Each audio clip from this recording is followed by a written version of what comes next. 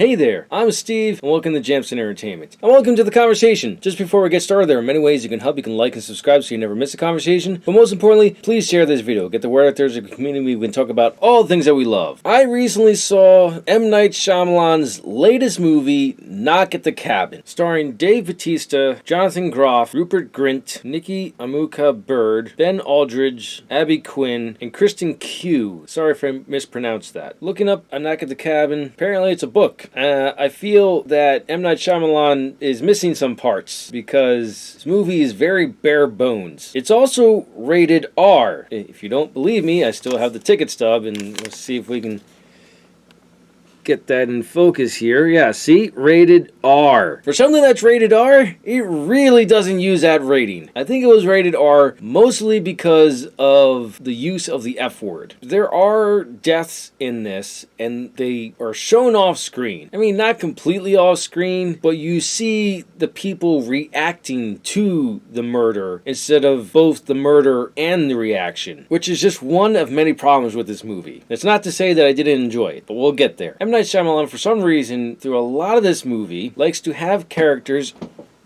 right up here. Yeah, hi, is this comfortable? No, it's not, is it? So he would start out with a regular medium shot, like shoulders up, and just progressively get closer to someone's face. To, at one point, it's just kind of this.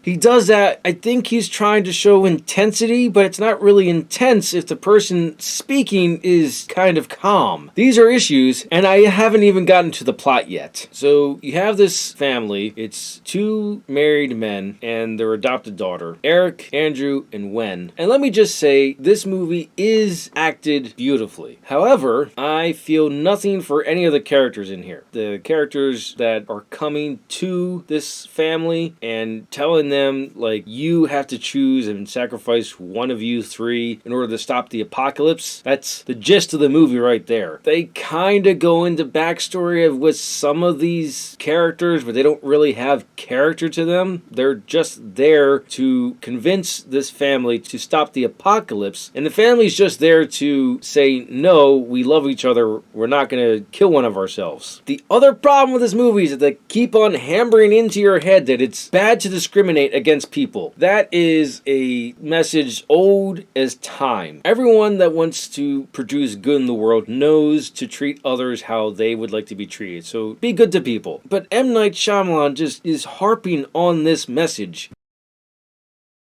Back to the technical side.